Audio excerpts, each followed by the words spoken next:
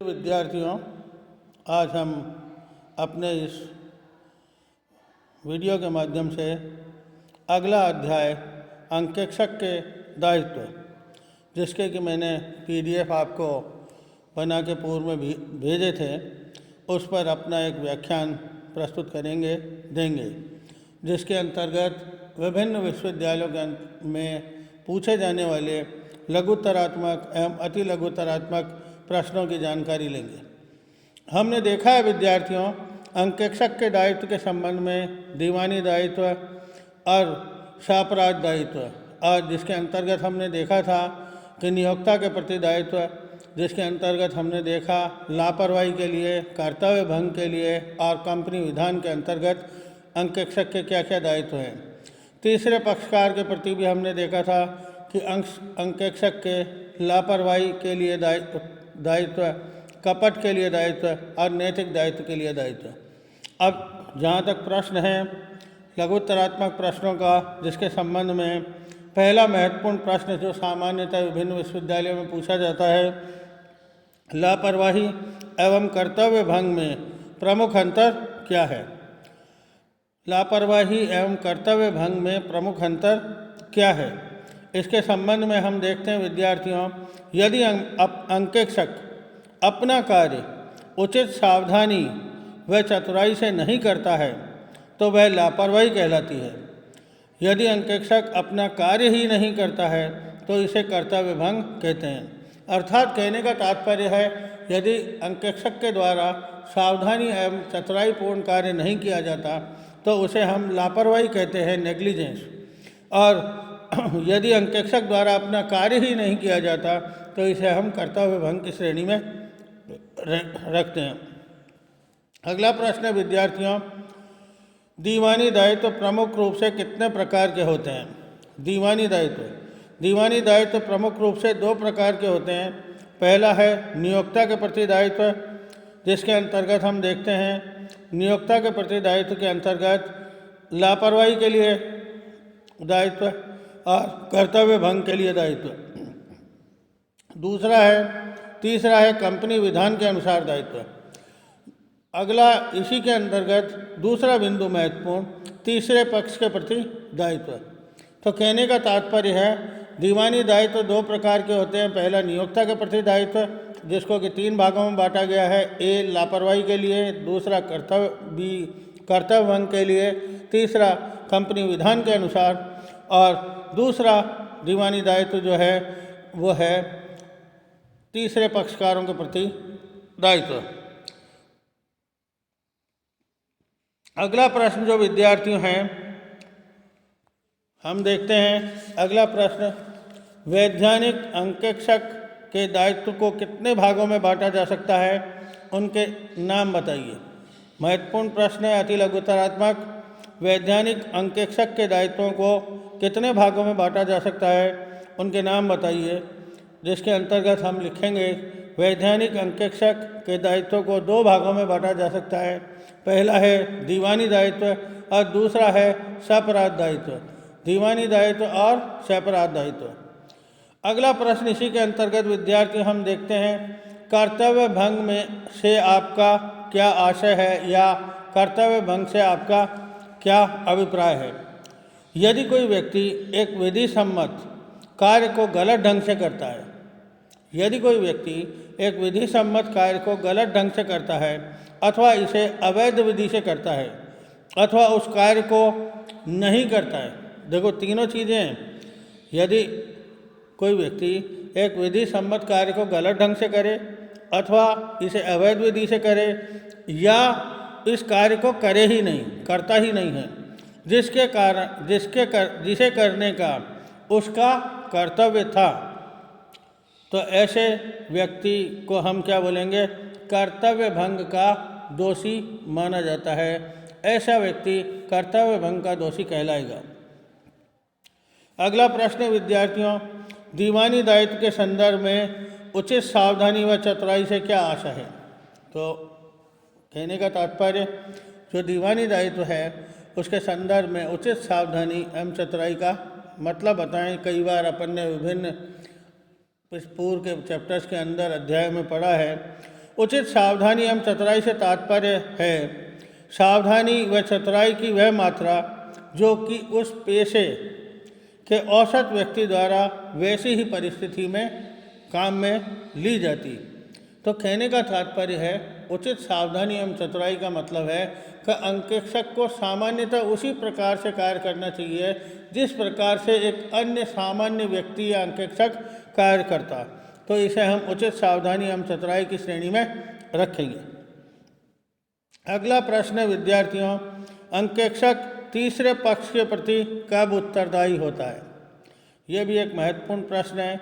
अंकेक्षक लापरवाही या कर्तव्य भंग के लिए तीसरे पक्ष के प्रति दायी नहीं है। कहने का तात्पर्य अंकेक्षक लापरवाही या कर्तव्य भंग के लिए तीसरे पक्ष के प्रति दायी नहीं है, लेकिन यदि वह कपट का दोषी है तो तीसरे पक्ष के प्रति दायी है। तो कहने का मतलब यदि वह कपट को प्रोत्साहित करता है या स्वयं कपट करता है तो ऐसी स्थिति में वह तीसरे पक्षकार के प्रति उत्तरदायी होगा। सापराध दायित्व कितने प्रकार के होते हैं?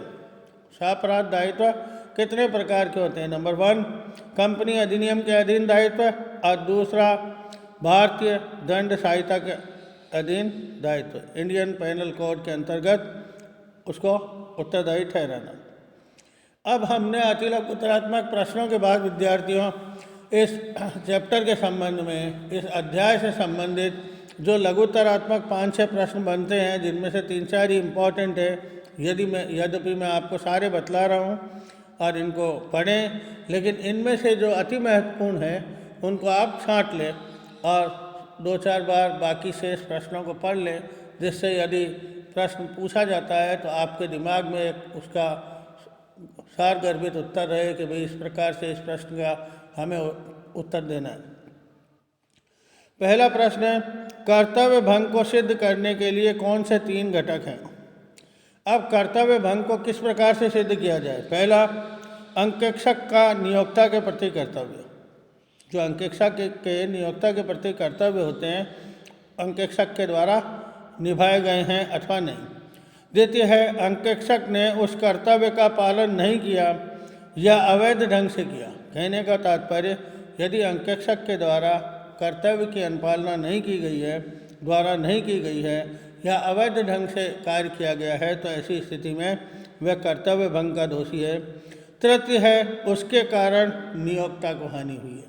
तो कहने का तात्पर्य है यदि अंकेक्षक के कारण नियोक्ता को हानि हुई है तो ऐसी स्थिति में भी अंकेक्षक को कर्तव्य भंग के लिए दोषी ठहराया जाता है और कर्तव्य भंग यही कहलाता है।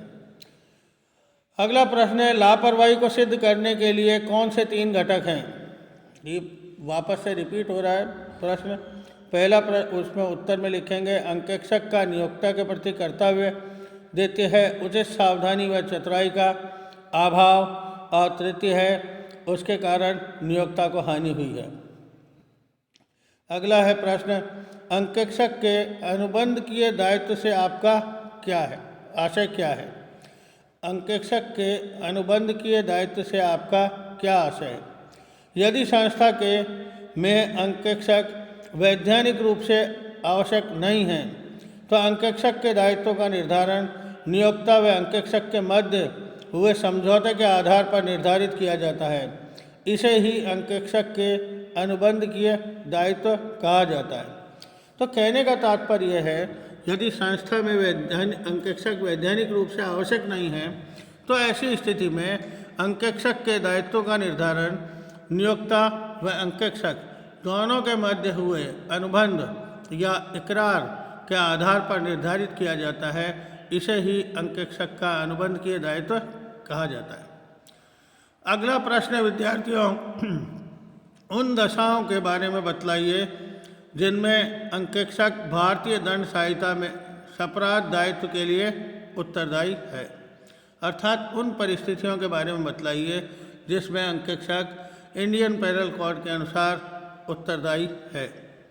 नंबर 1, असत्य गवाही देना अर्थात गलत गवाही देना। दूसरा है असत्य प्रमाण पत्र देना, कंपनी की संपत्ति का अवैध रूप से प्रयोग करना। चौथा, धोखा देने के उद्देश्य से कंपनी की संपत्ति या प्रतिष्ठा को नुकसान पहुंचाना। अगला है कंपनी की संपत्ति को नष्ट करना।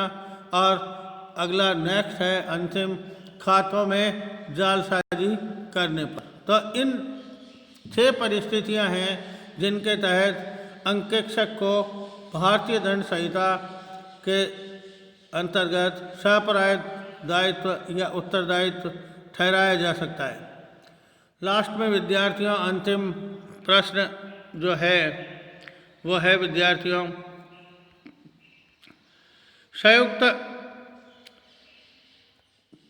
संयुक्त अंकेक्षकों के दायित्व से आपका आशय क्या है? संयुक्त अंकेक्षकों के दायित्व से आपका आशय क्या है? तो संयुक्त अंकेक्षकों के दायित्व से अभिप्राय है कि यदि संयुक्त अंकेक्षकों की स्थिति में समस्त कार्य के लिए अंकेक्षकों का सामूहिक एक पृथक उत्तरदायित्व होगा। कहने का तात्पर्य संयुक्त अंकेक्षकों के संबंध में जो ये छोटा प्रश्न है, इसके संबंध में बतलाया गया प्रश्न वापस से एक बार रिपीट कर रहा हूँ। संयुक्त अंकेक्षकों के दायित्व से आपका क्या आशय है? उसके संबंध में हम देखते हैं कि संयुक्त अंकेक्षकों की स्थिति में समस्त कार्य के लिए अंकेक्षकों का सामूहिक एक पृथक उत्तरदायित्व होगा, लेकिन यदि उनमें कार्य का विभाजन कर दिया गया है, अर्थात अंकेक्षकों में भी कार्य को हमने अलॉट कर दिया है या डिस्ट्रीब्यूट कर दिया है या विभाजित कर दिया है, और प्रत्येक अंकेक्षक अपने कार्य के लिए पृथक रिपोर्ट देता है, तो वह अपने हिस्से के कार्य के संबंध में ही उत्तरदायी होगा, समस्त के लिए नहीं। तो यदि सामूहिक रूप से यदि उत्तरदायी हैं तो सामूहिक रूप से उत्तरदायी ठहराया जा सकता है। यदि अंकेक्षकों में कार्य विभाजन किया गया है तो ऐसी स्थिति में वह अंकेक्षक जो उसे कार्य दिया गया उस कार्य के लिए ही उत्तरदायी ठहराया जाएगा।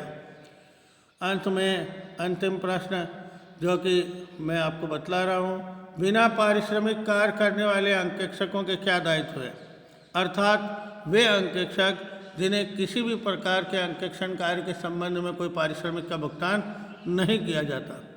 संस्था से किसी प्रकार का पारिश्रमिक प्राप्त न करना अंकेक्षक को किसी भी प्रकार के दायित्व से मुक्ति नहीं दिला सकता। वह लापरवाही, कर्तव्य भंग अथवा अन्य किसी अनियमितता व भूलों के लिए उत्तरदायी ठहराया जा सकता है। तो कहने का तात्पर्य है कि यदि अंकेक्षक बिना पारिश्रमिक के भी अंकेक्षण कार्य करता है तो ऐसी स्थिति में भी वह समस्त अर्थात लापरवाही के लिए दोषी ठहराया जा सकता है, कर्तव्य भंग के लिए दोषी ठहराया जा सकता है एवं अन्य किसी अनियमितता व भूल के लिए उत्तरदायी ठहराया जा सकता है।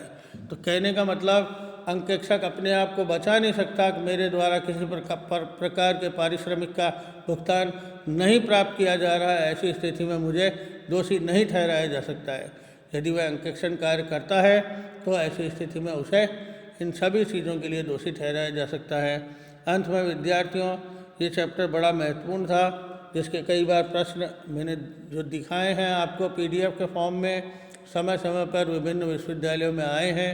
आप इनकी तैयारी करें। आज यदि कोई समस्या हो तो पुनः आप मेरे से व्हाट्सएप ग्रुप पे या व्यक्ति से संपर्क करके महाविद्यालय में आप में से समझ सकते हैं, बात कर सकते हैं। बहुत बहुत धन्यवाद।